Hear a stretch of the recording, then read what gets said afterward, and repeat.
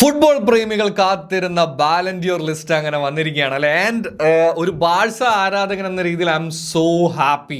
Champions league തോറ്റ് champions league അടിക്കാതെ പോയ ബാഴ്സലോണ എന്ന് പറഞ്ഞു കഴിഞ്ഞപ്പോൾ സത്യം പറഞ്ഞു കഴിഞ്ഞാൽ ഭയങ്കര വിഷമമായിരുന്നു. കാര്യം എന്താണെന്ന് വെച്ച് കഴിഞ്ഞാൽ ഹാൻസി ഫ്ലിക്കും പിള്ളേരും വാസ് ലൈക്ക് അൺടച്ചബിൾ. അങ്ങനെ പൊയ്ക്കൊണ്ടിരിക്കുമ്പോഴായിരുന്നു ആ തോൽവി.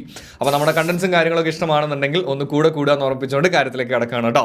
യെസ്, അങ്ങനെ ഒഫീഷ്യൽ മെൻസ് ക്ലബിൻ്റെ ലിസ്റ്റ് വന്നപ്പോൾ ആ 5-1 സ്പെയിനിൽ നിന്നും ആരാണ്? നമ്മുടെ സ്വന്തം ബാഴ്സലോണയാണ് എന്നുള്ളതാണ് കേട്ടോ. എന്തുകൊണ്ടും നിങ്ങൾക്ക് ഫുട്ബോൾ ഇഷ്ടമാണെന്നുണ്ടെങ്കിൽ, ബാഴ്സലോണയോട് നിങ്ങൾക്ക് ഇഷ്ടമേ ഇല്ല എന്നുണ്ടെങ്കിൽ പോലും ഈ സീസണിലെ മത്സരങ്ങൾ നിങ്ങൾ കണ്ടിട്ടുണ്ടെന്നുണ്ടെങ്കിൽ ഗോൾ സ്കോറിങ് മാത്രമല്ല അവരുടെ ഒരു പ്ലേയിങ് സ്റ്റൈലും കംബാക്കുകളും കാര്യങ്ങളും ഒക്കെ വെച്ചുകൊണ്ട് ബാഴ്സലോണയോടൊരു ഇഷ്ടം തോന്നിയിട്ടുണ്ടാവും എന്നുള്ളതാണ്. കാര്യം ആ ജാതി അഴകുള്ളൊരു കളി തന്നെയായിരുന്നു ഈ സീസണിലെ കളി. അതിപ്പം ഞാൻ ഒരാളുടെ പേര് എടുത്ത് പറയുന്നില്ല, എല്ലാ പ്ലേയേഴ്സും 100 200 എത്ര കൊടുക്കാൻ പറ്റുമോ അത്രയും കൊടുത്തിട്ടുണ്ടായിരുന്ന ഒരു സീസൺ തന്നെയായിരുന്നു എന്നുള്ളതാണ്.